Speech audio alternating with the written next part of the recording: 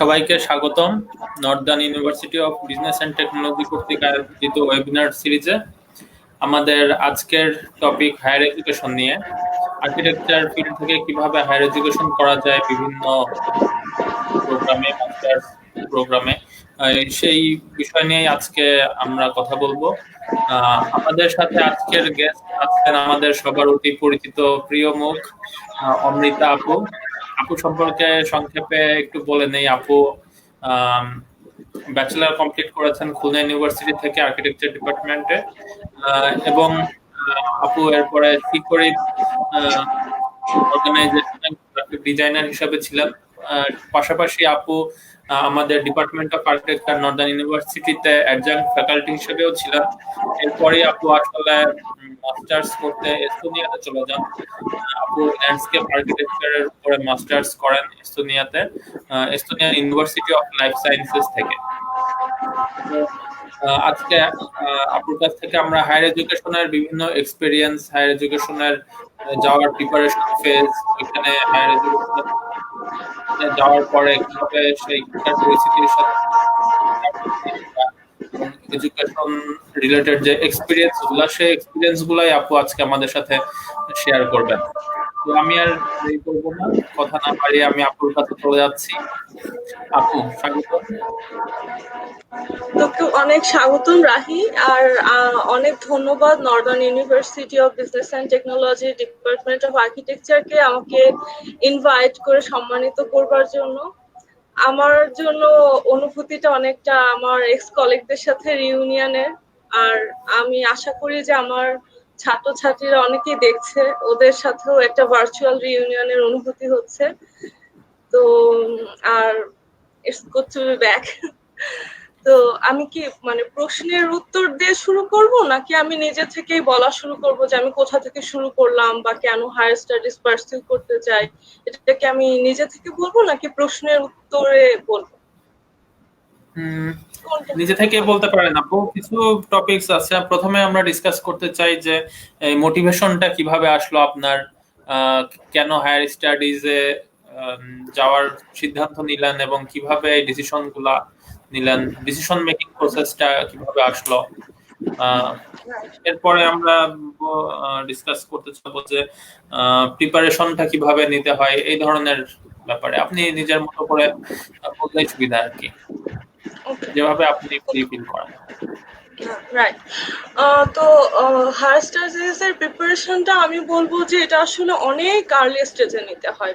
যখন আমরা হাই স্কুলে পড়ি তখন থেকেই একটা মেন্টাল সেট আপ থাকা উচিত যে আমি ভার্সিটি কমপ্লিট করবার পরে হায়ার স্টাডিজ এর দিকে যাব, কারণ জিনিসটার ভেতরে অনেক ইকোনমিক প্রিপারেশন আছে ফ্যামিলির, আর তোমার নিজের মেন্টাল একটা প্রিপারেশন আছে। তুমি আসলে হায়ার স্টাডিজ পার্সু করতে চাও নাকি পাশ করেই প্রফেশনে জয়েন করতে চাও, বা কি করে তুমি তোমার হায়ার স্টাডিকে প্রফেশনের সাথে ইনক্লুড করাবে, কি করে এটা থেকে বেনিফিট পাবে। এই জন্য আমি মনে করি যে আমি যে হায়ার স্টাডিজে যেতে চাই বা পোস্ট গ্রাজুয়েশন করতে চাই, ডিসিশনটা আমি আসলে নিয়েছি হাই স্কুলে থাকতে। তখন থেকেই আমি জানি যে আমি ব্যাচেলর যেখানেই করি না কেন, আমি আসলে কখনো না কখনো হায়ার স্টাডিজ এর জন্য বাইরে যেতে চাই, দেশের বাইরে যেতে চাই।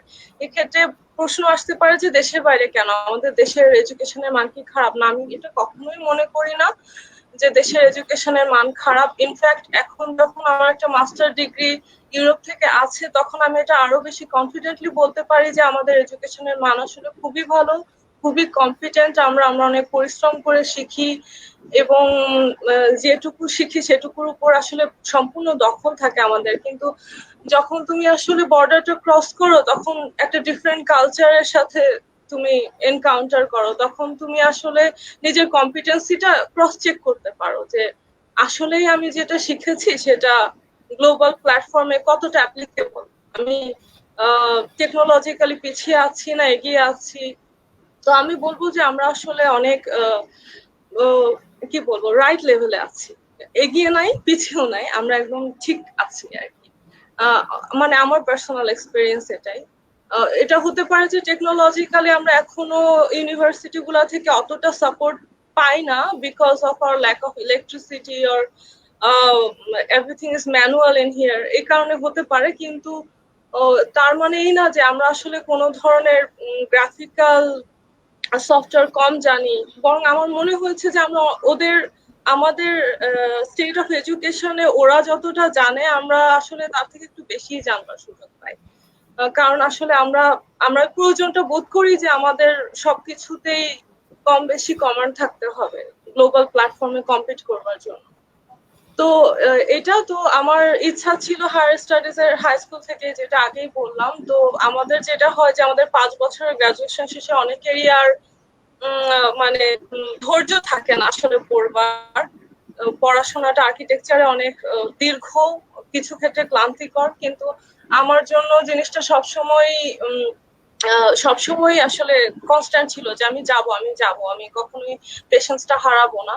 আর যখন আমি ফাইনালি 5th ইয়ারে যখন আমি ব্যাচেলারের জন্য থিসিস করছি, তখন আমি একটা ল্যান্ডস্কেপ বেসড প্রজেক্ট করেছিলাম।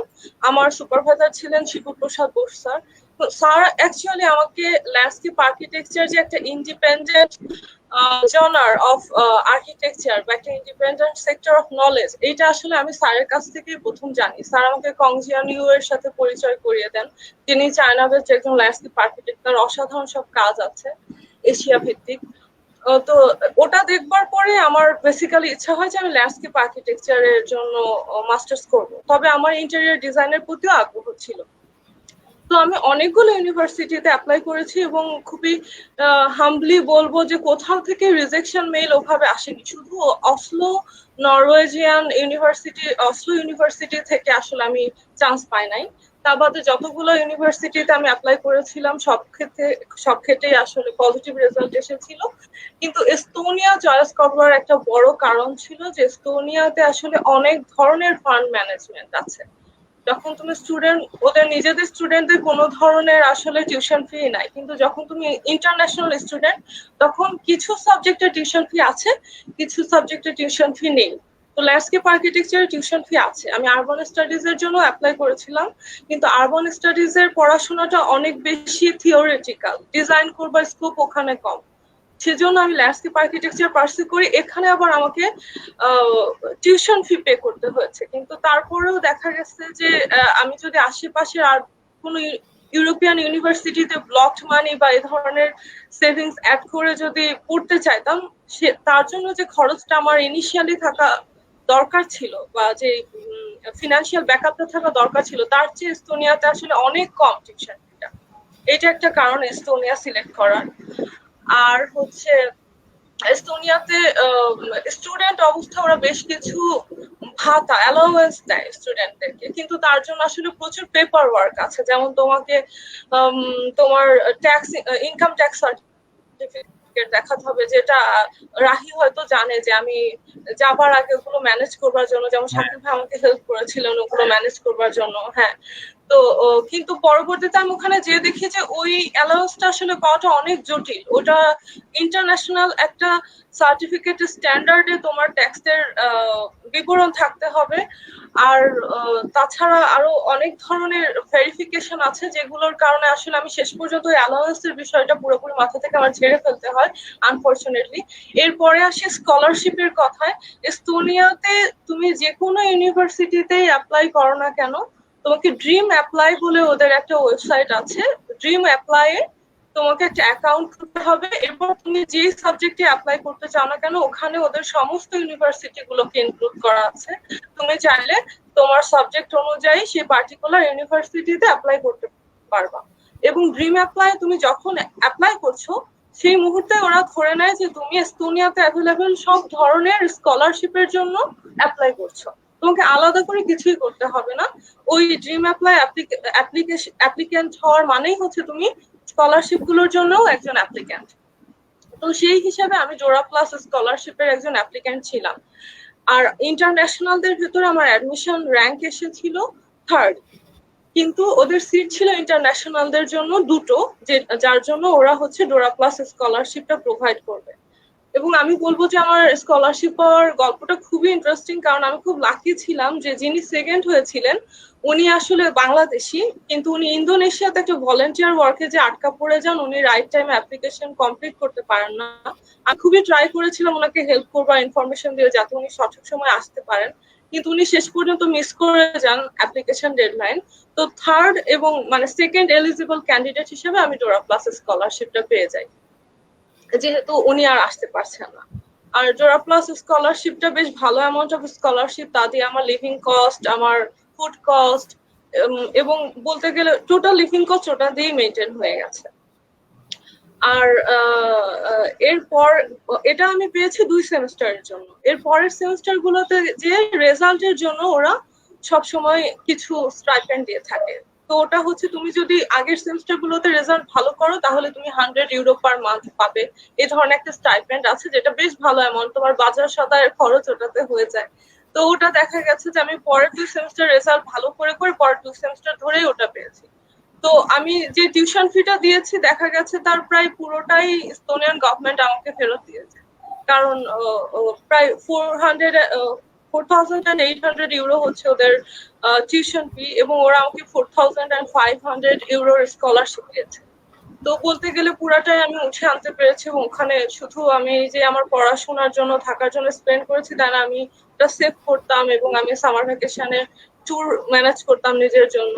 তো ওভারঅল এই ছিল এক্সপেরিয়েন্স।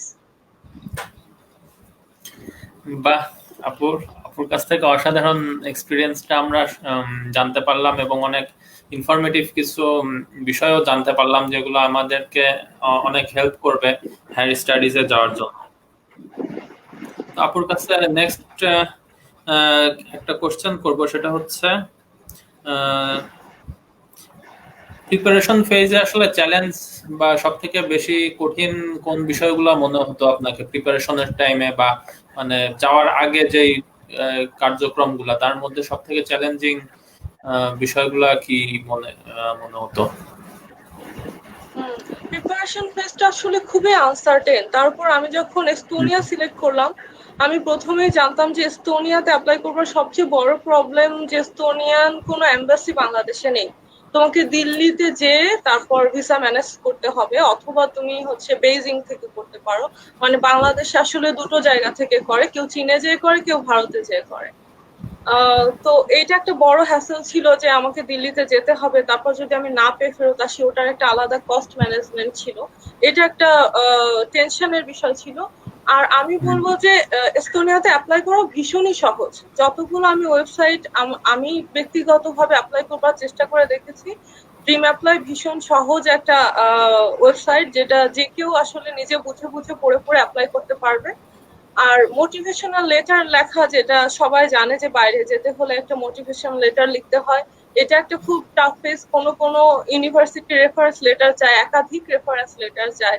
সেক্ষেত্রে তোমার টিচারের কাছ থেকে শিডিউল নেওয়া, সে তোমাকে একটা রেফারেন্স লেটার গাইডলাইন দিবে, সেই অনুযায়ী রেফারেন্স লেটার রেডি করা, পোর্টফোলিও রেডি করা এবং আইএলটিএস করা, সেখান থেকে একটা এক্সপেক্টেড আউটকাম নিয়ে আসা, এগুলোই আসলে বাইরে যখন তুমি অ্যাপ্লাই করছো তার সবচেয়ে ক্রিটিক্যাল ফেজ।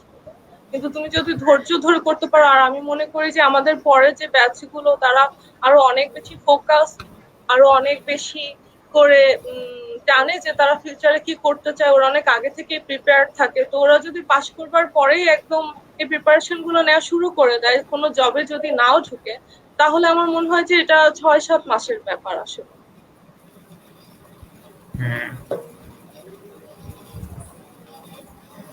আপু, আইএলটিএস এর ব্যাপারে কিছু টিপস বা কিছু যদি বলতেন। আইএলটিএস এর ব্যাপারে আসলে টিপস দেয় আমার আসলে সাজে না। আমার আইএলটিএস এর রেজাল্ট আসলে খারাপ ছিল না আবার ভালো ছিল না। আমার ওভারঅল ব্যান্ড স্কোর ছিল 6.5। এস্তোনিয়াতে অ্যাপ্লাই করবার আরেকটা বড় কারণ হচ্ছে এস্তোনিয়াতে 5.5 আইএলটিএস স্কোর থাকলেই তুমি অ্যাপ্লাই করতে পারো, যে কোনো সাবজেক্টে অ্যাপ্লাই করতে পারো। আর সেক্ষেত্রে স্পিকিং এ একটু ভালো থাকলে আরো ভালো হয়। তো আমার মনে হয় স্পিকিং এ 7 ছিল আর বাকি সবগুলোতেই 6.5 ছিল।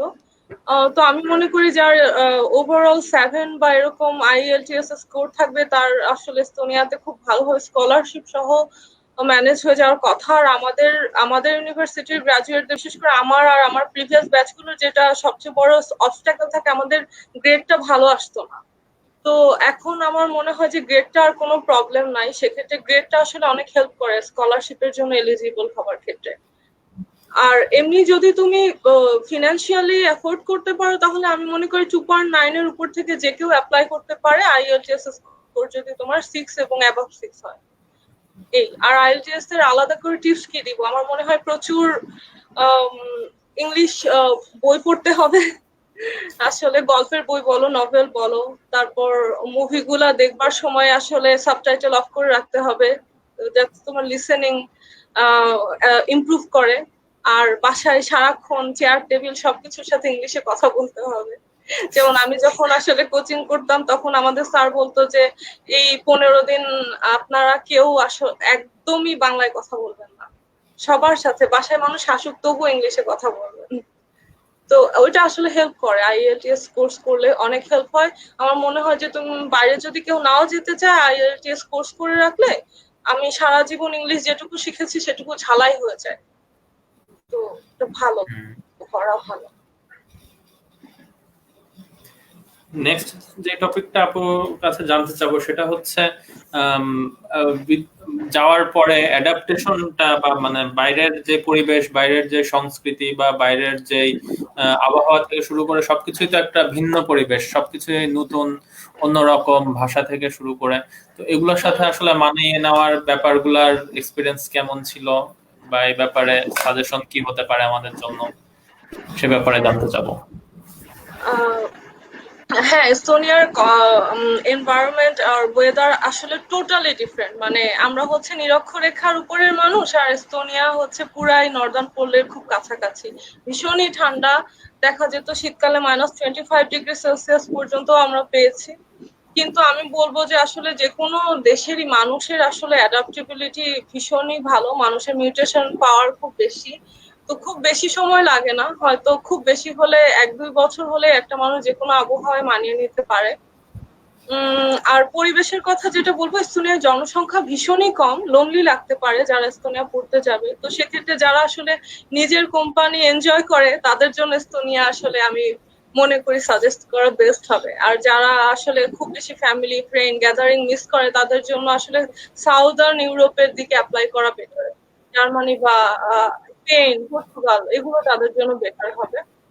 এস্তোনিয়া হচ্ছে মাত্র 13 লাখ সম্ভবত ওদের টোটাল জনসংখ্যা।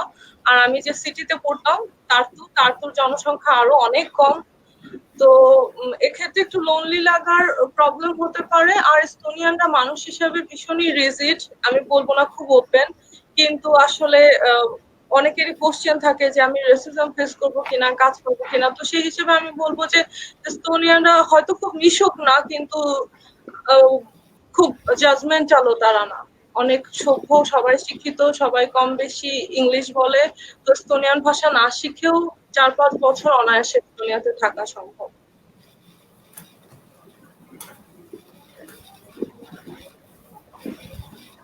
এরপরে আপুর কাছে জানতে চাবো স্টাডি ফেজ নিয়ে, মানে ওখানকার স্টাডি এক্সপিরিয়েন্সটা কিরকম ছিল ওখানে,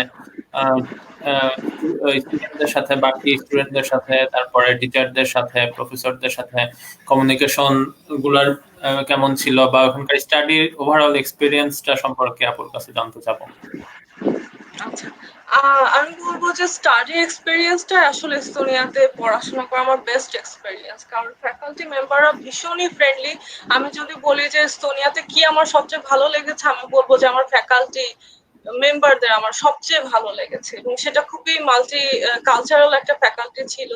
আমাদের যিনি ডিপার্টমেন্টাল হেড উনি একজন স্কটিশ, আমাদের যিনি ডিপার্টমেন্টের চিফ অ্যাডভাইজার উনি একজন জার্মান, এবং আমাদের যিনি ডিজাইন ক্লাস নিতেন উনি একজন পুলিশ। আমাদের একজন ইন্ডিয়ান ক্লাস টিচারও ছিল যিনি আমাদেরকে আর্টিফিশিয়াল ওয়াটার বডি নিয়ে পড়িয়েছিলেন, হিমাংশু মিশ্রা। তো এরকম এবং এস্তোনিয়ান টিচাররা তো ছিলই, সেই সাথে রাশিয়ান, লাটভিয়ান টিচাররাও ছিল। এছাড়া আমাদের বিভিন্ন ওয়ার্কশপ হতো, যে ওয়ার্কশপ গুলোর কস্ট হচ্ছে Estonian University of life science বহন করতো। আমরা ফিনল্যান্ডে গিয়েছিলাম একটা ওয়ার্কশপের জন্য, যেটা হচ্ছে ফিনল্যান্ডে আসলে অনেকগুলো আর্কিপেলাগো নিয়ে। এক্ষেত্রে আমি কি স্ক্রিন শেয়ার করতে পারি এখন?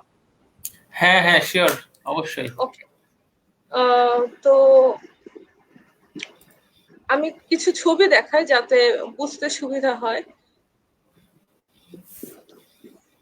এটা ছিল আমাদের ফিনল্যান্ডের ওয়ার্কশপ গ্রুপ, যারা আমরা Estonian University of Life Sciences থেকে গিয়েছিলাম। দেখে বোঝা যাচ্ছে যে খুবই ডাইভার্সিফাইড মাল্টিকালচারাল একটা গ্রুপ আমরা গিয়েছিলাম।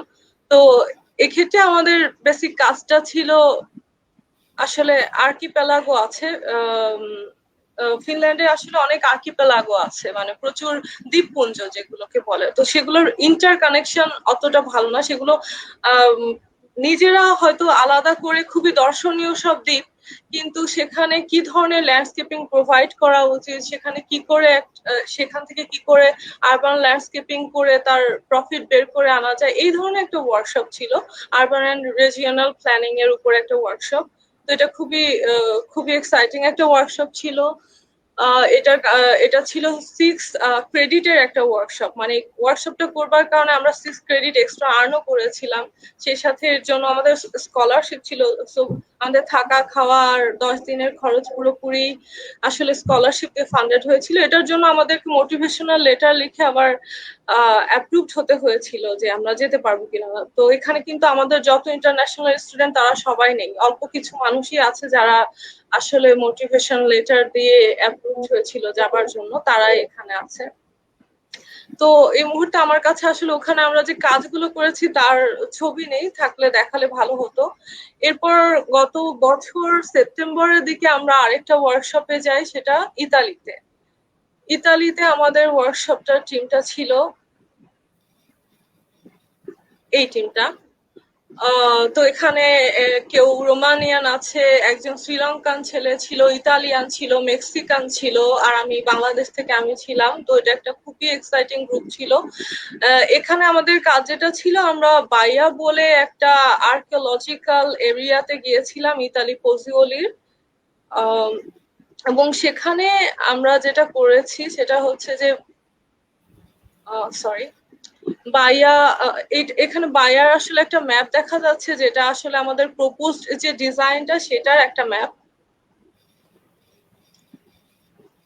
বায়ার যে ইস্টটা আমরা এখানে দেখতে পাচ্ছি, মানে সি বিচের পাশে যে প্রান্তটা, এই প্রান্তের এখানে আসলে প্রচুর পুরনো স্কাল্পচার, পুরনো রুইন্স, এগুলো আন্ডার ওয়াটার হয়ে গেছে এখন। আবার এই এই যে অঞ্চলটা আমরা দেখতে পাচ্ছি গ্রিন, এই অঞ্চলটাতে দেখা গেছে যে পুরাটা এখন বিভিন্ন ধরনের কি বলে পোর্ট পারপাজে ব্লকড হয়ে গেছে। তো এই জায়গাটাকে কি করে আবার আসলে পাবলিকের জন্য ওপেন করে দেওয়া যায়, এবং বাইরের যে হিস্টোরিক্যাল এসেন্সটা সেটাকে কি করে আসলে পাবলিকের সামনে আরো বেশি করে ইম্পর্টেন্সটা কি করে তাদেরকে আবার জানানো যায়, both to the public and to the city municipality, এটাই ছিল উদ্দেশ্য। তো যে এরিয়াগুলো দেখা গেছে যে একটু হিলি, সেসব জায়গায় আমরা কিছু এগ্রিকালচারাল ট্যুরিজম প্রপোজ করেছিলাম। তারপর এক ধরনের এফিমেরাল ব্রিজ, যে এখানে আমরা দেখতে পাচ্ছি একটা ফ্লোটিং ব্রিজ, যেখান থেকে হয়তো আন্ডার ওয়াটার আর্কিওলজি গুলা দেখা যাবে আন্ডার ওয়াটার ডাইভিং এর মাধ্যমে। এই ধরনের কিছু প্রোগ্রাম আমরা প্রপোজ করেছিলাম। তো এটা একটা আমার ভীষণই আনন্দের এক্সপিরিয়েন্স ছিল। আর ওখানে দেখা যেত যে হিট প্রডিউস হয় প্রচন্ড, কারণ নিচে সম্ভবত একটা লাভা আছে, সে কারণে ওখানে ওয়াটার গুলো খুব হিট। তো ওখান থেকে কিছু পাবলিক সনা বা থার্মাল বাথের প্রোগ্রাম প্রপোজ করা সম্ভব, এই টাইপের আইডিয়া গুলো আসলে আমাদের ছিল। এই সেকশন গুলো পার্টিকুলারলি আমার কন্ট্রিবিউশন আমার গ্রুপের জন্য, যেগুলো বায়ার এরিয়া নিয়ে আমরা করেছিলাম। তো এই ছিল আসলে বায়ার এক্সপিরিয়েন্স। আমাদেরকে মিউনিসিপ্যালিটির সামনেও একটা প্রেজেন্টেশন দিতে হয়েছিল। তারা জানতে চেয়েছিল যে আমাদের প্রপোজালটা কি এরিয়াটা নিয়ে। এই স্কেচ গুলা ছিল আমার আমার প্রপোজাল, বা আমার গ্রুপের পক্ষ থেকে আমার পার্টিকুলার কন্ট্রিবিউশন। আর এই প্রেজেন্টেশনের ছবি দেখা যাচ্ছে আমরা ফাইনালি যেদিন প্রেজেন্ট করি সেই দিন। এরপর দেখা যায় যে প্রতিটা ওয়ার্কশপের শেষে একটা গেট টুগেদার হতো, যে গেট টুগেদারে আমরা এক জায়গায় হতাম, অনেক ফান হতো। মানে সব মিলে আসলে স্টাডি এক্সপিরিয়েন্সটা ভীষণই আনন্দের ছিল আমি বলবো, যেহেতু অনেক দেশ দেখা যাচ্ছে, অনেক কালচারের মানুষের সাথে পরিচিত হওয়া যাচ্ছে। এখানে আরেকটা পোস্টার আছে, এটা আমার one of my most favourite works during my master study. এটা হচ্ছে কমন ল্যান্ডস্কেপ বলে একটা থিওরি আছে ল্যান্ডস্কেপ আর্কিটেকচারে। তো আমাদেরকে একটা টাস্ক দিয়ে দেওয়া হতো যে এই থিওরিটার উপরে তোমরা কি বুঝেছো, এটা পড়াশোনা করেছে আমাদেরকে বুঝাও। তো সেটা তুমি কোন মিডিয়ায় করবে সেটা তোমার উপর। কখনো সেটা একটা পোস্টার ডিজাইন করে করতে পারো, কখনো একটা স্পেসে তুমি ডিজাইন করে বলতে পারো যে এইটা হচ্ছে আমার আইডিয়া। তো কমন ল্যান্ডস্কেপের আইডিয়াটা হচ্ছে এই যে পৃথিবীর যে কোনো ক্লাইমেটে যে কোনো কমিউনিটিতে যেটাই ডিজাইন করা হোক না কেন, কিছু জিনিস সবসময় সেম থাকবে, তুমি যত ডাইভার্সিফাইড কনটেক্সটের মানুষই হও না কেন। তো আমার আইডিয়াটা এটাই ছিল যে একটা হিউম্যান ফেস যদি আমি নেই, সেখানে যদি আমি ডিফারেন্ট রেসের মানুষদেরকে একটা জায়গায় নিয়ে আসি, আমরা দেখবো আমাদের সবারই দুটো চোখ, একটা নাক, দুটো ঠোঁট বা এরকম একটা আমাদের একটা ফেসিয়াল স্ট্রাকচার। তো এটা দিয়ে আমি আসলে কমন ল্যান্ডস্কেপের আইডিয়াটা বোঝাতে চেয়েছিলাম, এবং ফাইনালি ইয়ার বুকে ওরা এই পোস্টারটা অ্যাড করেছিল, যেটা আমার জন্য খুব একটা আনন্দের অ্যাচিভমেন্ট ছিল এটা। আর আমি যেরকম বলছিলাম যে পড়ার ফাঁকে ফাঁকে যে টাকাগুলো আমি জমাতে পারতাম, আমি সেখান থেকে বিভিন্ন ট্যুর নিজের জন্য ম্যানেজ করার চেষ্টা করতাম। আসলে ফ্লেচারের বইয়ে যে জায়গাগুলোর কথা আমরা পড়ি, যে জায়গাগুলোকে আমরা বেশি ইম্পর্টেন্স দিয়ে পড়ি, সেগুলো ঘুরতে যাওয়া এটা একটা খুব বড় এক্সপিরিয়েন্স ছিল টোটাল স্টাডি এক্সপিরিয়েন্স এর মধ্যে। যেমন এখানে প্যান্থিয়ন দেখা যাচ্ছে, রোমান টেম্পল, যেটা পরবর্তীতে ক্যাথলিক চার্চ হয়ে যায়, এটা দেখতে পারাটা খুব একটা এক্সাইটিং ফিলিংস ছিল। বা এই যে ফ্লাভিয়ানো থিয়েটার, যেটা আসলে কলোজিয়ামের আদলে বানানো, এখানেও ওভাবে গ্ল্যাডিয়েটরদের যুদ্ধগুলো হতো। এই জায়গাটা পজুয়ালি, ইতালিতে। এছাড়া কলোজিয়াম, যেটা আমরা সবাই চিনি, কলোজিয়াম দেখাটা খুব আনন্দের একটা এক্সপিরিয়েন্স ছিল। কলোজিয়াম দেখে মানে ধরে দেখে বিশ্বাস করতে হচ্ছিল যে it's not dream, I am really being in their. আবার সেন্ট পিটার্স ব্যাসিলিকা, যার রুফে আসলে মাইকেল অ্যাঞ্জেলোর পেইন্টিং গুলো আছে, রবার্তো বেনিনির আর্কিটেকচার, এটা সবাই জানে যারা আর্কিটেকচার স্টুডেন্ট। সেন্ট পিটার্স ব্যাসিলিকাতে যাওয়াটা খুব আনন্দের ছিল।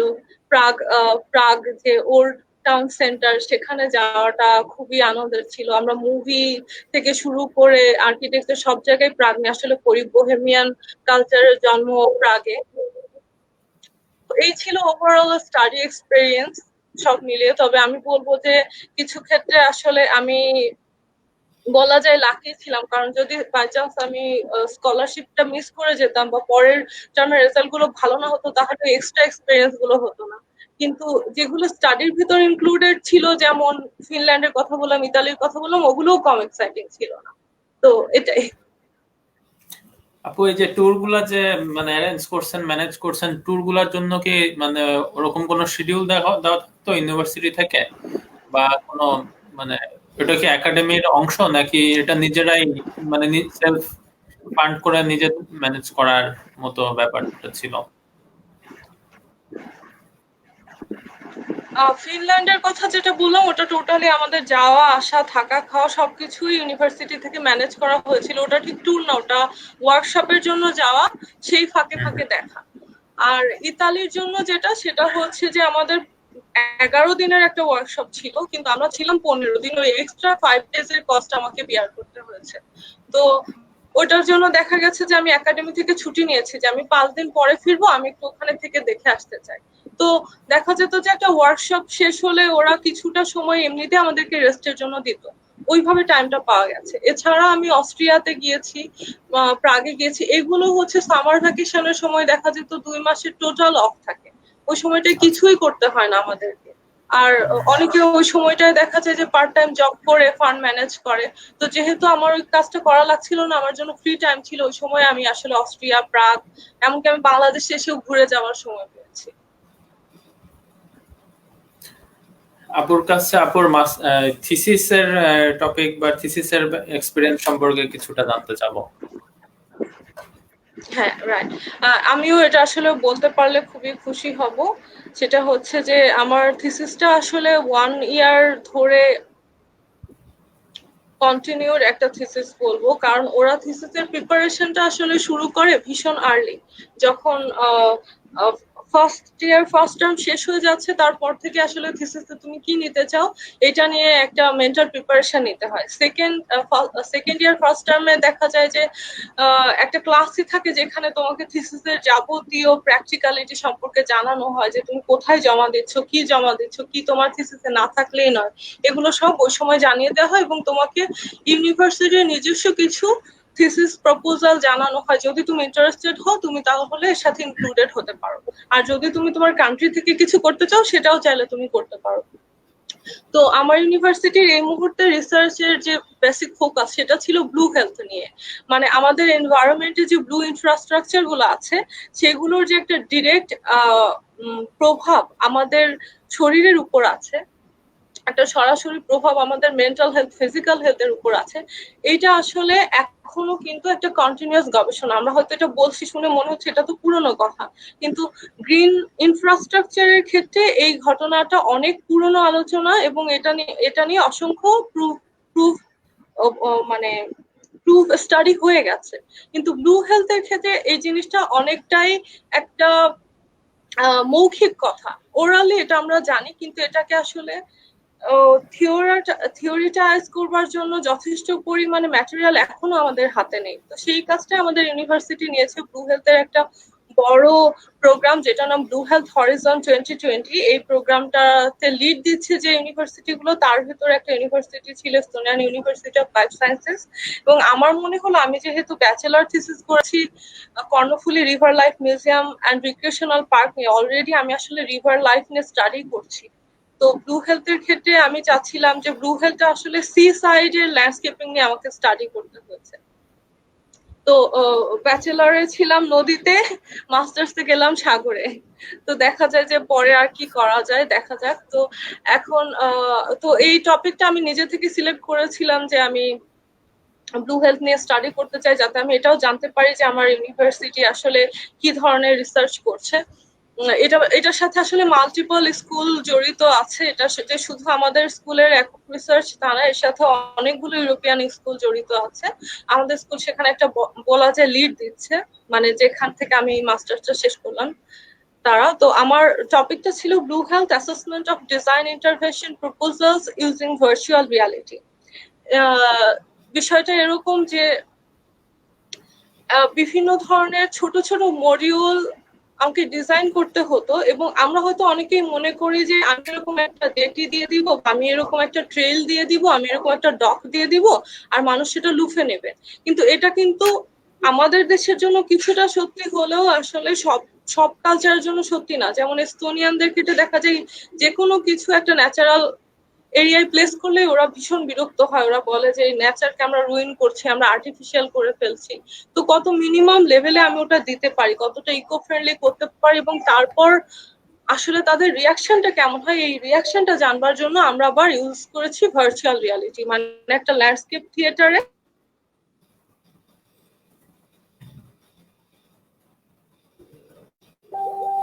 তারপর তারা আসলে ওই ওই ওই সার্ভেতে অংশ নিয়েছে, তারা দেখেছে, তারা এক্সপিরিয়েন্স করেছে ভার্চুয়াল রিয়ালিটিতে ওই এরিয়াতে যদি এই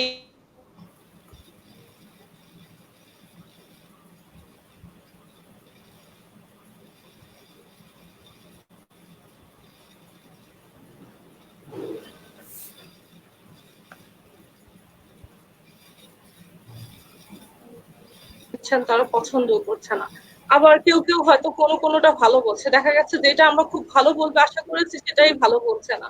তো এই যে একটা এক্সপিরিয়েন্স যে আমি থিওরিটিক্যালি অনেক কিছু ভাবতে পারি, কিন্তু হয়তো আমার ইউজার গ্রুপ যারা তারা ওটা ভালোভাবে নিল না, এটা যে আমি ইমপ্লিমেন্ট করবার আগেই জেনে যাচ্ছি, কারণ তারা ভার্চুয়াল রিয়ালিটি দিয়ে এক্সপিরিয়েন্সটা করে আমাকে জানাচ্ছে না আমাদের এটা পছন্দ না, তুমি এরকম কিছু করো, বা আমার ওইটা পছন্দ। এই যে একটা ভোট করছে, তারপর আমি তাদের সাইকোলজি জানছি এবং সেই অনুযায়ী আমি আমার ডিজাইনকে রিবিল্ড করবার সুযোগ পাচ্ছি। এইটা একটা বড় এক্সপিরিয়েন্স ছিল। এখানে দেখা যাচ্ছে যে স্কেচ লেভেল থেকে শুরু করে কিভাবে আস্তে আস্তে জিনিসটা ইমপ্লিমেন্টেশন লেভেলে গেল। এখানে আসলে ডান পাশের এই পার্টটা একটা ভিডিও অ্যানিমেশন, কিন্তু আমি যেহেতু পিডিএফ ফাইল দেখাচ্ছি আমি ভিডিওটা দেখাতে পারছি না বলে সরি, আর মনে হয় অত সময়ও আমরা পাবো না।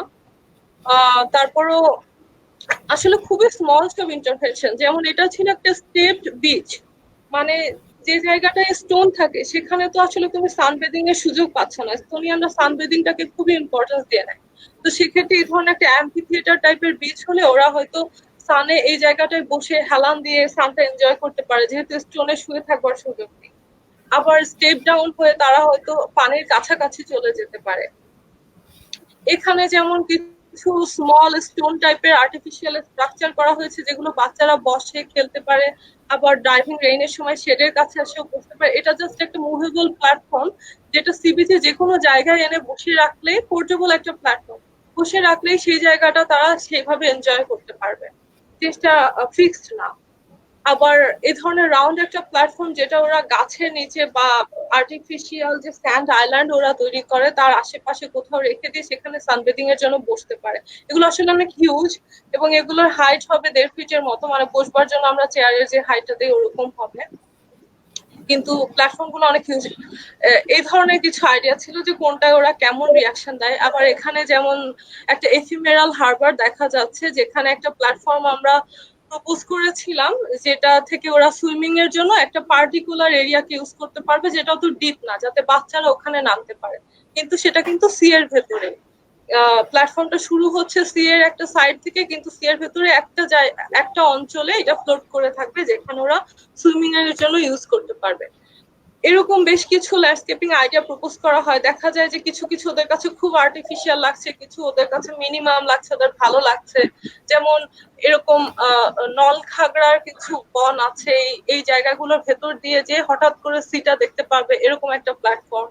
তো এটা কখনো ওরা পছন্দ করছে, কখনো বলছে যে আমি কেন দেখে দাঁড়িয়ে থাকবো, আমি কেন বিচে যেতে পারবো না। তো এরকম অনেক ধরনের ডিজাইন আইডিয়া নিয়ে একটা ওভারঅল আসলে রেজাল্ট বলা যে কোন ধরনের মানুষ, ওদের দেখা গেছে মেল ফিমেল সবাই কম বেশি অপিনিয়নের দিকে থেকে সেমই ছিল। তো এটা আসলে অনেক বেশি ডিসিশন মেকিং এর চেয়েও অনেক বেশি আসলে জিনিসটা ছিল কেমন রিয়াকশন আসে এটা জানার, ভার্চুয়াল রিয়ালিটি আসলে কতখানি ওয়ার্ক করে ইন টার্মস অফ ডিজাইন। আমরা এই ধরনের কিছু করতে পারি কিনা, কোনো একটা সিটি কাউন্সিলের সাথে বা কোনো একটা লোকালিটির সাথে আমরা আসলে এই ধরনের একটা ভার্চুয়াল সার্ভে অ্যারেঞ্জ করতে পারি কিনা, এইটার একটা টেস্ট ছিল আমার থিসিসটা। এবং আমার থিসিসটা আসলে আমার ইউনিভার্সিটির অনেকেরই পিএইচডি, যার আমি একটা পার্ট হয়ে থিসিসটা করেছি, তাদের বলা যায় যে আমি অ্যাসিস্ট করেছি আমার থিসিসটার মাধ্যমে। তো এই ছিল থিসিসটা সংক্ষেপে বলতে গেলে, কিন্তু প্রায় 1 বছরের কাজ। না আপুর থিসিসটা অনেক ইন্টারেস্টিং একটা টপিক নিয়ে আপু কাজ করেছেন। আর সবথেকে মজার ব্যাপার হলো ব্যাচেলারের থিসিসের সাথেও কিছুটা রিলেটেড, আবার অনেক অ্যাডভান্সড কিছু টেকনোলজিও ইউজ করে ওটাকে আরো আগায় নিয়ে যাওয়ার একটা ব্যাপার আছে। তো মোটামুটি আমাদের অনেক কিছুই শুনলাম আপুর কাছ থেকে। এখন আমরা কমেন্ট সেকশনে চলে যাব, কিছু কোশ্চেন পাচ্ছি অডিয়েন্স থেকে। আচ্ছা, আমি দেখতে পাচ্ছি না। Thank you for arranging such an amazing session. Would like to hear from Amrita Ali Apu how to sort out the universities and scholarships. It seems the toughest thing to decide where to apply, how to manage it.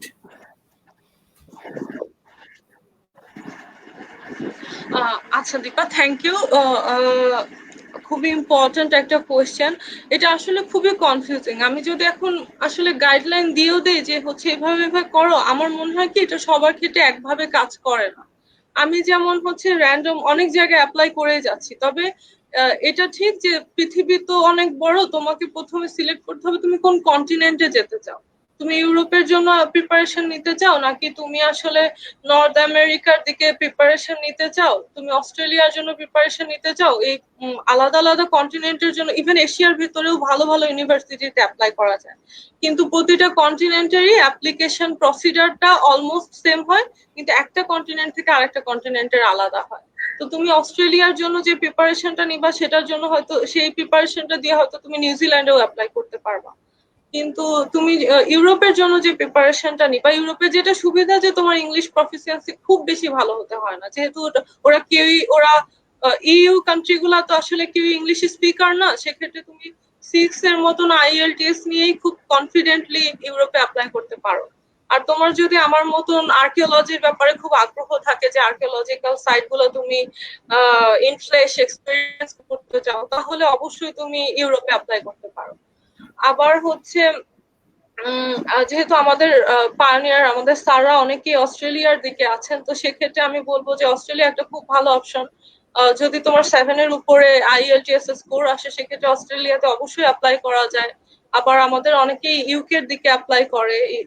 সেক্ষেত্রে আমার মনে হয় যে দেশে যেই prestigious scholarship গুলো আছে ওগুলো ম্যানেজ করা খুব সহজ। ইউকের যদি কোনো প্রেস্টিজিয়াস ইউনিভার্সিটিতে তুমি অ্যাডমিশন পেয়ে যাও, ইকোনমিক অনেক ব্যাকআপের বিষয় থাকে, যে আমি কোথায় অ্যাফোর্ড করতে পারবো, কোথায় আমি স্কলারশিপ না থাকলেও যাওয়া সম্ভব, সেটার উপর ডিপেন্ড করে তোমার ডিসিশন। অনেকের ইউএস এর অবসেশন থাকে যে যেভাবেই হোক আমি ইউএসএ তেই পড়তে যাবো, তো সেক্ষেত্রে প্রিপারেশনটা আরেকটু ডিফারেন্ট হবে। এটা আসলে তোমাকে আগে ডিসাইড করতে হবে যে তুমি কোন কন্টিনেন্টে অ্যাপ্লাই করতে চাও। এবং আমার মতে যে যে কোনো একটা কন্টিনেন্টের অ্যাপ্লিকেশন প্রসিডিউর অলমোস্ট সেম হয়। তুমি শুধু ইউরোপিয়ান ইউনিয়নের দেশগুলোর জন্য একটা প্রিপারেশন নিয়ে মোটামুটি 7-8টা দেশে অ্যাপ্লাই করে ফেলতে পারবে। এবং ইনিশিয়াল অ্যাপ্লিকেশন আসলে কোনো টাকা খরচ হয় না। ওরা ইনিশিয়ালি যদি তোমাকে অ্যাপ্রুভ করে, সেক্ষেত্রে তুমি হয়তো সর্ট আউট করা শুরু করলে, আচ্ছা যেখানে যেখানে আমাকে শুধুমাত্র অ্যাপ্লাই করবার জন্যই আমার কাছে কোনো ফিস চাচ্ছে না, আমি সেখানে অ্যাপ্লিকেশনটা শেষ করি। আর যেখানে আমি আসলেই জানি আমি যেতে চাই, সেক্ষেত্রে ফিস চাইলেও আমি হয়তো অ্যাপ্লিকেশনটা শেষ করব। এইভাবে ধীরে ধীরে আগাতে হবে। আর প্রসিডিউরটা আসলে এক একজনের ক্ষেত্রে এক এক রকম হয়, সবার একভাবে কাজ করে না, কিন্তু আমার ক্ষেত্রে এটা এইভাবে হয়েছিল, তো আমি আমার এক্সপিরিয়েন্সটাই বললাম। আমি এশিয়াতেও অ্যাপ্লাই করবার চেষ্টা করেছিলাম, কোরিয়ান একাডেমি অফ আর্টস আমি অ্যাপ্লাই করবার চেষ্টা করেছিলাম, কিন্তু আনফরচুনেটলি আমি ওদের স্কলারশিপের ডেডলাইন মিস করে ফেলেছিলাম।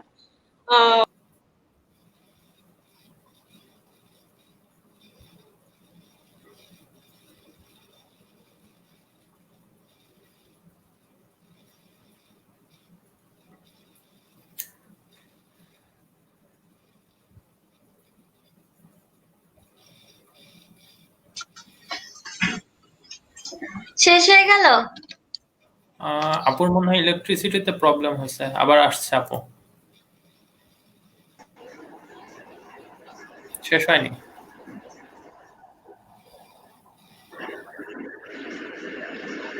হ্যালো আপু। হ্যালো। কোনো ধরনের টেকনিক্যাল প্রবলেম মনে হয়। হ্যাঁ, মনে হয় ইয়ে ছিল। হ্যাঁ। ঠিক আছে, আমাদের লাইভে চলছে এখনো। আচ্ছা। হুম। তো ওটাই আর কি। আমি এশিয়ান মানে এশিয়ান যে প্রেস্টিজিয়াস ইউনিভার্সিটি ওগুলোর জন্য প্রিপারেশন নিয়েছিলাম, এবং এর জন্যই আমি আসলে খুব ফিল করেছি যে প্রিপারেশন গুলো সম্পূর্ণ ভিন্ন। তো একটু কন্টিনেন্টটা সিলেক্ট করে নেওয়াটা খুব ইম্পর্টেন্ট। এশিয়ার ভেতরে আমি বলবো দক্ষিণ কোরিয়া বা চীনের কিছু ইউনিভার্সিটিতে ট্রাই করা ভালো, জাপানে ট্রাই করা ভালো। এই তো। থ্যাংক ইউ আপু। দীপা মনে হয় আনসার পেয়ে গেছে, আমরাও সবাই জানলাম বিষয়টা। আসলে vast issue, vast world, continent select করার উপদেশ দিলেন আপু। এরপরে আরেকটা কোশ্চেন আছে আমার। হ্যাঁ, আরো বিষয় হচ্ছে যে ধরো এর পরে গেস্ট যেমন যায় ছোড়ো ওরা আছে, ওদের কাছে দেখবি যখন তোরা জানবার চেষ্টা করবি, দেখবি যে ওদের এক্সপিরিয়েন্সটা টোটালি ডিফারেন্ট। তো এই জন্য আমি বলতেছি যে এটা আসলে আমি হয়তো আমার এক্সপিরিয়েন্সটা শেয়ার করতে পারি, কিন্তু আমি এটা বলতে পারবো না that this is the thumb rule to apply anywhere. এটা আসলে সবার ক্ষেত্রে ডিফারেন্টলি কাজ করে।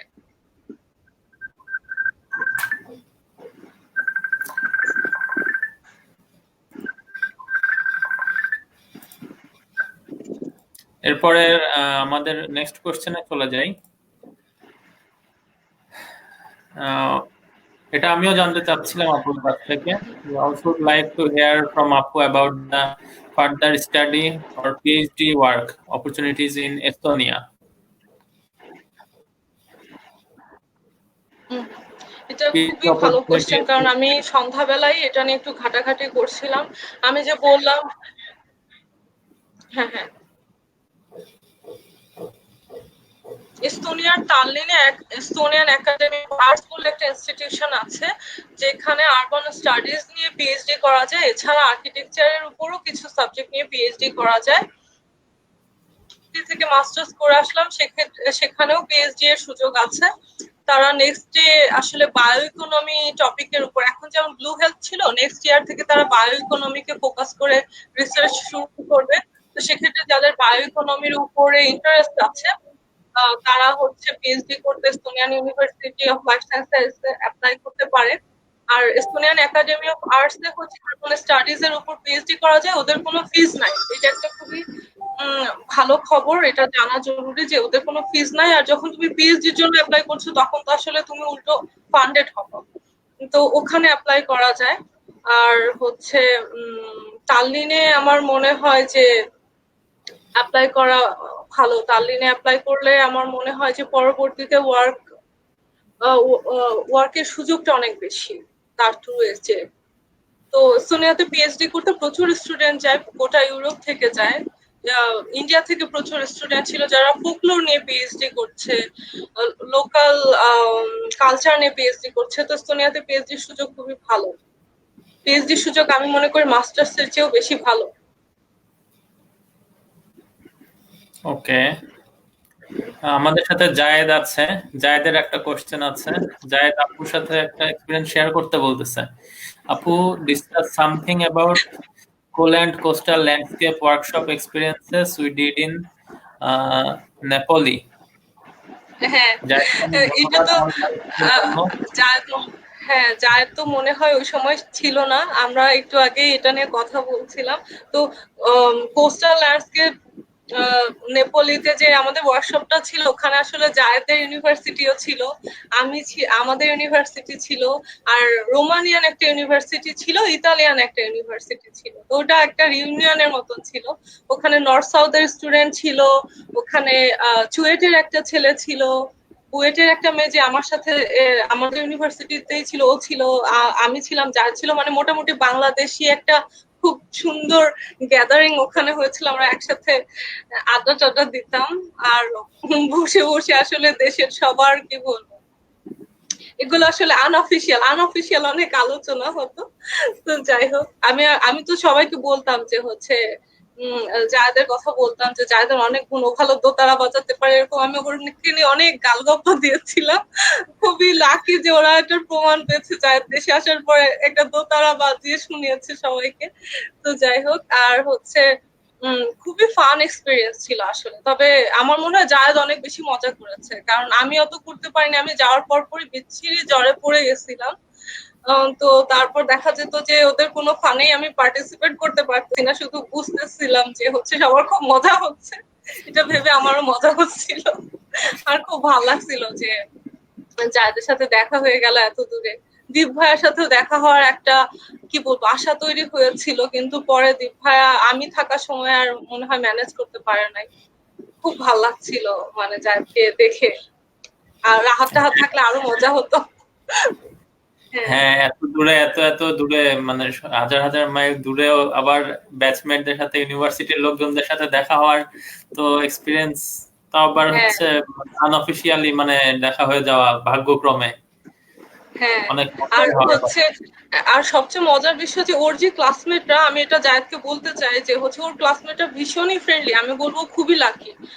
আমাদের কিন্তু ফার্স্ট 1 ইয়ার খুবই স্ট্রাগল করতে হয়েছে। আমাদের 2-3 জন একটা ইন্টারন্যাশনাল গ্রুপ, আমরা একসাথে থাকতাম, আমাদের এত চমৎকার একটা ক্লাস এনভায়রনমেন্ট ছিল না। কিন্তু ওর ক্লাসটা আসলে ভীষণই ভালো, আর তারা দে আর স্টিল আওয়ার ফ্রেন্ডস। আমি শিওর জায়েদেরও। তো হচ্ছে জার্মানির ক্ষেত্রে জায়েদ আর সৌরভ যেদিন বলবে ওরা আরো ডিটেল বলতে পারবে, কিন্তু আমার মনে হয় যে জার্মানির ক্ষেত্রে আসলে ইন্টারন্যাশনালদের এক্সপিরিয়েন্সটা আরেকটু বেটার দেন এস্তোনিয়া। কারণ এস্তোনিয়াতে হচ্ছে এস্তোনিয়ানরা তো খুব রিজিড, ওরা রেসিস্ট না, কিন্তু ওরা খুবই রিজিড।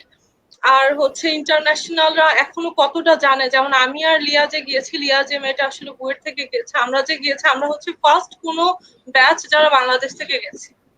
আমরা যাওয়ার পর আমরা অনেককে বলেছি যে আসো আসো, মানে আর্কিটেকচারে আমার একটা ফ্রেন্ড আছে সিএসসি খুলনা ইউনিভার্সিটি, সৌমিত্র বাগচি, ও ও কিন্তু ওখানে পড়ছে। কিন্তু কম্পিউটার সায়েন্স এন্ড ইঞ্জিনিয়ারিং এর অনেকে জানে, কিন্তু আর্কিটেকচার কেউ জানেই না যে এস্তোনিয়াতে আসলে পড়তে যাওয়া যায়, যেখানে ওদের শিক্ষার মান এত ভালো।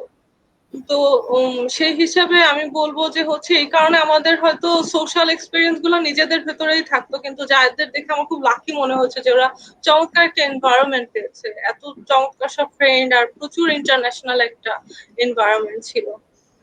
এই জায়েদ, আর কি বলবো, আর বেশি বললে আনঅফিসিয়াল হয়ে যাবে। আচ্ছা, ধন্যবাদ জায়েদকে। জায়েদের কারণে আমরা অনেক ভিন্ন কিছু এক্সপিরিয়েন্স জানতে পারলাম আপুর থেকে। আমাদের নেক্সট কমেন্ট করেছেন ওয়াফিক আলম ভাই। ভাইকে অনেক ধন্যবাদ আমাদের সাথে থাকার জন্য। ভাই বলেছেন যে really great to see Amrita Ali's thesis work at a glance.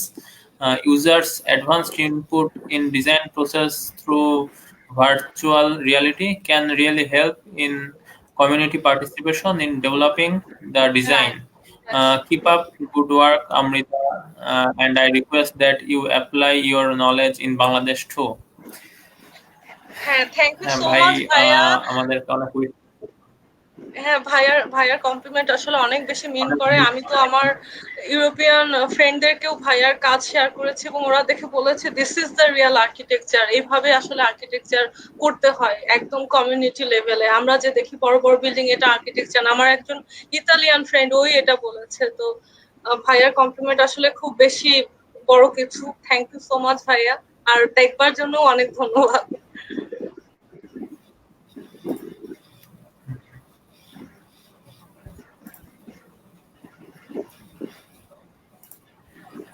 আমাদের হাতে আর কমেন্টস নেই। তবে আমার একটা কোশ্চেন আছে, সেটা হচ্ছে আপু আপনার নিজের ফার্দার কি চিন্তা ভাবনা, পিএইচডি বা ফার্দার স্টাডি নিয়ে এখন থেকে কি চিন্তা ভাবনা করছেন, কি কেমন ইন্টেনশন, সেটা সম্পর্কে একটু শেয়ার করলে আমাদের সাথে ভালো লাগতো। হ্যাঁ হ্যাঁ, আমার আসলে ফিউচার প্ল্যান জিনিসটা না এত বায়বীয় বুঝলি, মানে আমি বলবো কিন্তু সেটা তো আসলে সেইভাবে হবে না। কিন্তু তারপরও আমার সবসময় ইচ্ছা ছিল যে আমি পিএইচডি পার্সু করবো কোন এক সময়। এখন ওই ইচ্ছাটা আরো তীব্র হয়েছে। একবার মাস্টার্স করলে যেটা হয়, কোথায় যেন একটা ইনকমপ্লিট ফিলিংস হয় নিজের ভেতরে, তখন মনে হয় পিএইচডি করতে হবে। কারণ মাস্টার্সে তুই জানছিস যে থিওরি গুলা কি করে সর্ট আউট করতে হয়, কিন্তু পিএইচডি আসলে তোর নিজের দাঁড় করানো একটা থিওরি। তো ওইটা করবার একটা থার্স্ট থেকে যায় সবসময়। তো আমি এখন থেকেই আসলে চাই যে আমি পিএইচডি করবার জন্য মেন্টালি প্রিপেয়ার্ড হই। আমি যখন এস্তোনিয়াতে ছিলাম মাস্টার শেষ করবার পরে আমি মোটামুটি খোঁজ খবর করেছি। অনেকেই বলেছে যে আমি এস্তোনিয়াতেই কেন করছি না। তো আমার জন্য স্টাডিটা একই সাথে আসলে নতুন জায়গায় এক্সপ্লোর করবারও একটা সুযোগ। সেই হিসেবে আমি চাই না যে আমি একই জায়গায় ওটা আবার করি। কারণ আমার ফাইনাল ডেস্টিনেশন আমি চাই যে বাংলাদেশই হোক। আমি কোথাও থাকবার জন্য করছি না যে সেখানেই সবটা করবো। আমি আসলে দেশে ফিরতে চাই। সেই হিসেবে আমি চাই যে পিএইচডি যদি করি তাহলে আমি অন্য কোথাও করি। তো তার জন্য আরেকটু দেখতে হবে, আমাকে আরেকটু খোঁজ খবর নিতে হবে। যে এক্সপেরিয়েন্স গুলো হয়েছে তার বেসিসে হচ্ছে আমি এখন খোঁজ করছি। আর যেটা হয় যে সাধারণত আমরা যারা হায়ার স্টাডিজ পার্সিউ করবার জন্য আগ্রহ দেখাই, তাদের সবার ক্ষেত্রে মানুষ কমনলি ধরে নেয় যে আমরা আসলে টিচিং এর দিকে যেতে চাই। তো টিচিং এর দিকে যাওয়ার তো আমার এক্সপেরিয়েন্স হয়েছে খুব সামান্য হলেও। আর আমি টিচিং প্রফেশনটাকে আসলে খুবই, মানে কি বলবো, খুবই প্রেস্টিজিয়াস, খুবই মহৎ প্রফেশন হিসেবেই নেই। কিন্তু আমার সবসময় আসলে ভীষণ ইচ্ছা ছিল যে আমি একটু কমিউনিটি আর্কিটেক্ট, যেটা নিশীথ ভাইয়া যে ধরনের কাজগুলো করেন, তো এই ধরনের কাজ করবার দিকে আমার সবসময়ই আসলে ভীষণ আগ্রহ ছিল। তো যে কোনো ডেভেলপিং অর্গানাইজেশন বা আইএনজিও ধরনের অর্গানাইজেশনের সাথে বা সাস্টেনেবল আর্কিটেকচার নিয়ে কাজ করে এরকম কোন অর্গানাইজেশনের সাথে ইনভলভ হওয়া, সেটা রিসার্চার হিসেবে বা ডিজাইনার হিসেবে যেভাবে হোক ইনভলভ হওয়ার আসলে আমার ভীষণ ইচ্ছা আছে। তো আমি দেখি, আমি এখনই আসলে শিওর বলতে পারছি না যে এই দিকে হাঁটতে পারবো কিনা, কিন্তু যদি আমি সেটা করতে পারি তাহলে আসলে ওইটা আমাকে আমার পিএইচডি অ্যাপ্লিকেশনের ক্ষেত্রেও হেল্প করবে। কারণ পিএইচডি তে যখন আমি আমার রিসার্চ প্রপোজাল রেডি করব, তখন সেক্ষেত্রে আমি যদি বলতে পারি যে আমার মোটিভেশনটা আমার ওয়ার্কিং এক্সপিরিয়েন্স থেকে এসেছে, সেটা আসলে অনেক বেশি হেল্পফুল হবে। আর আমি তখন আসলে আরো শিওর হয়ে প্রপোজালটা রেডি করতে পারবো, যেটা আমার সাস্টেনেবল আর্কিটেকচার নিয়ে কাজ করার এক্সপিরিয়েন্স থাকে। তো এই আপাতত এই ভাষা ফিউচার প্ল্যান। হ্যাঁ, অনেক ধন্যবাদ আপু শেয়ার করার জন্য আমাদের সাথে। এই ভাষা প্ল্যান গুলা শেয়ার করলে হয় কি আমাদের অনেকের এই ভাষা প্ল্যান একসাথে হয়ে কারো কারো আবার হচ্ছে আপনার একটু কংক্রিট প্ল্যান হয়ে যাওয়ার একটা চান্স তৈরি হয়, মানে ইন্সপায়ার হই, আমরাও ইন্সপায়ার হই, যারা দেখছে তারাও ইন্সপায়ার হয়, এই কারণেই আর কি। তো আজকে আমরা শেষ Right, পর্যায়ে হ্যাঁ। চলে এসেছি। আপুকে বলবো এবার আমাদের উদ্দেশ্যে, আমাদের স্টুডেন্টদের উদ্দেশ্যে এবং আমরা যারা ইয়াং আর্কিটেক্টস, ইয়াং গ্রাজুয়েটস আছি তাদের উদ্দেশ্যে কিছু অ্যাডভাইস বা কিছু। প্রথম কথা যে হ্যাঁ, তোরা যতটা ইয়াং আর্কিটেক্ট আমিও ততটাই ইয়াং আর্কিটেক্ট, সো আমার অ্যাডভাইস দেওয়া উচিত না। And according to education level we are same. তুইও একজন মাস্টার, আমিও মাস্টারই কেবল শেষ করলাম, মাস্টার শেষ করলাম কেবল। তো সেই হিসেবে আমি অ্যাডভাইস বলবো না, তবে আমি কি বলা যায় এটাকে, বেনোভেলেন্ট স্পিচ বলা যায়, হিতৈষী হিতৈষী একটা বক্তব্য যদি দিতে চাই, তাহলে আমি আমার স্টুডেন্টদের বলবো যে ওরা যদি কেউ হায়ার স্টাডি পার্সিউ করবার ইন্টেনশন রাখে, তাহলে সেক্ষেত্রে আসলে খুব ইনিশিয়ালি ওদের উচিত হবে থিওরি ক্লাসগুলোতে ভীষণ রেগুলার হওয়া। ডিজাইন জিনিসটা আসলে কিছুটা গিফটেড, সবাই সমানভাবে ডিজাইন বোঝে না, এটা আমরা যারা আর্কিটেক্ট তারা সবাই জানি। কিন্তু তুই যদি কনসিস্টেন্ট হোস সেক্ষেত্রে হচ্ছে ডিজাইনে একটা লেভেলে অবশ্যই নলেজ চলে আসবে। কিন্তু কেউ যদি মনে করে যে আমি ডিজাইনার ভালো আর আমি এই জন্য থিওরি ক্লাসগুলোতে সে যদি খুব আসলে ক্যাজুয়াল হয়, সেক্ষেত্রে যেটা হবে ওভারঅল গ্রেডটাতে তো আহ টান পড়ে যাবে, সেক্ষেত্রে আসলে হায়ার স্টাডিজ পার্সিউ করতে তার সমস্যা হয়ে যাবে। তো সেক্ষেত্রে আমি বলবো যে থিওরিটিক্যাল ক্লাস জানবার জন্য, বুঝবার জন্য, আর্কিটেকচার এনজয় করবার জন্য ওদের খুব রেগুলারলি করা উচিত, এবং হায়ার স্টাডি পার্সিউ করবার জন্য অবশ্যই রেগুলারলি করা উচিত। এই আর হচ্ছে কি বলবো, যে প্রফেশন যেটাই হোক না কেন সেটা আসলে প্যাশন হওয়া খুব জরুরি। প্যাশন না হলে আসলে জীবনে কোনো কিছুই করে শান্তি পাওয়া যায় না। এই কোনোটাই অ্যাডভাইস না আসলে এগুলো। আমাদের সাথে আরেকজন আছে, আপুরি ব্যাচমেট, আমাদের সিনিয়র এনায়েত হোসেন মুন্না ভাই। ভাই লিখেছেন, very inspiring person so far, love from us. ভাইকেও অনেক লাভ ধন্যবাদ। From me too, thank you Enayet.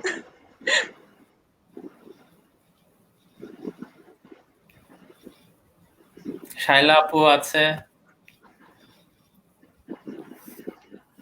Thank you so much Shaila. এখন আমার সব আসলে ফর্মালি বলা লাগছে, লাইভে আছি তো। থ্যাংক ইউ আমার সাথে আনসারি। আশিক ভাই আছে।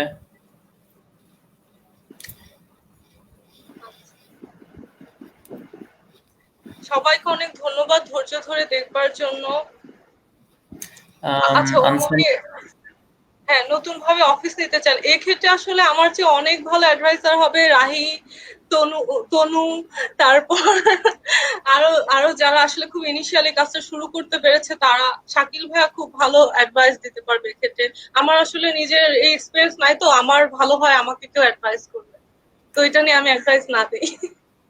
এই এই আনসারি মুহিম ভাইকে ধন্যবাদ দিতে চাই, কারণ আমাদের মাথায় কিন্তু এটা থেকে নতুন একটা আইডিয়া আসলো যে এটা নিয়ে একটা ওয়েবিনার সিরিজ হতে পারে। হ্যাঁ, রাইট, এটা আসলে খুবই ভালো আইডিয়া, তাহলে আমিও আসলে সেটা ফলো করব, কারণ আমার জানা দরকার আছে। হ্যাঁ। তো আজকে আমরা শেষ পর্যায়ে চলে এসেছি। আপুকে অনেক ওকে। অনেক অনেক অনেক ধন্যবাদ দিয়ে শেষ করব। আর দর্শকদেরকেও অনেক ধন্যবাদ আমাদের সাথে থাকার জন্য। আমাদের স্টুডেন্টদেরকে অনেক ধন্যবাদ দিব, যারা আছে এবং দেখছে। পাশাপাশি এই যে এনইউবিটিকে ডিপার্টমেন্ট অফ আর্কিটেকচার যে লোগোটা দেখা যাচ্ছে, অনু আছে পিছনে ব্যাক স্টেজে, সে পুরা টাইমটাই আমাদেরকে হেল্প করে যাচ্ছে পিছন থেকে। তাকে অনেক ধন্যবাদ। দীপা আমাদেরকে টেকনিক্যালি অনেক অ্যাডভাইস দিয়েছে, তাকে অনেক ধন্যবাদ। সর্বোপরি ডিপার্টমেন্ট অফ আর্কিটেকচারের সকল ফ্যাকাল্টিকে অনেক অনেক ধন্যবাদ আমাদের সাথে থাকার জন্য। আপু, আচ্ছা আপুকে Rahi, thank you so much. আর খুব ভালো লাগলো, অনেকদিন পর নর্দার্নের সাথে একটা ভার্চুয়াল রিইউনিয়ন হয়ে গেল। আসলে নর্দার্নের সবাইকে খুব মিস করি, নিশাদকে অনেক মিস করি, শাকিল ভাইয়া, তুই, আমি, আমাদের একসাথে আড্ডাগুলো মিস করি। আর আমার স্টুডেন্টদেরকে রোজ সকালে যে দেখাটা ভীষণ মিস করি। তো সবাই ভালো থাকিস, আর ইনশাল্লাহ করোনার সময়টা শেষ হলে আবার দেখা হবে, ফিজিক্যালি দেখা হবে। তো ভালো থাকিস সবাই। ওকে, তৌসিফ ভাই আসছেন। থ্যাংক ইউ ইমন। আমিও অনেকদিন পর মানে সরাসরি ওর সাথে কোনো কন্ট্যাক্ট হলো, কমেন্টে হোক যাই হোক। হ্যাঁ, অনেক আচ্ছা মজা হলো। তাহলে হ্যাঁ অনেকদিন পরে রিউনিয়নই বলতে গেলে রিউনিয়নই হলো আর কি। আমরা আসলে অনেক মিস করতাম আপনাকে। আপনি চলে যাওয়ার পর পুরোটা টাইমই অনেক মিস করছি, বিশেষ করে ওই যে পয়লা বৈশাখের একসাথে কাজ করা যে দিনগুলা, ওই দিনগুলা আসলে অনেক আম, কি বলবো, অনেক মিস করি আর কি। হ্যাঁ হ্যাঁ, এইসব কাজে আমার একটু বেশি উৎসাহ থাকে কাজের চেয়ে। জর্ডানে সবাই মানে সব ডিপার্টমেন্টের যত ফ্যাকাল্টি ছিলেন ওনারা, বিশেষ করে লয়ের শাকিল স্যার, তারপরে রবিউল হোসেন স্যার, সব মানে শাকিল স্যারকে আমার সালাম দিস। স্যার আমার খুবই প্রিয় একজন মানুষ, আমার ওনার কথা খুব মনে পড়ে। হ্যাঁ, হ্যাঁ সবাই আপনার কথা বলে। প্রোগ্রামের সময় কথা বলেই বলে যে হ্যাঁ, অমৃতা অনেক কাজ করতো, ও কোথায়, ও চলে গেল। ঠিক আছে আপু, অনেক অনেক ধন্যবাদ। আচ্ছা আমরা আচ্ছা, আজ শেষ করছি, আবার দেখা হবে। Thank you Rahi. আচ্ছা তাহলে আমি বিদায় নিলাম, আল্লাহ হাফেজ। আল্লাহ হাফেজ।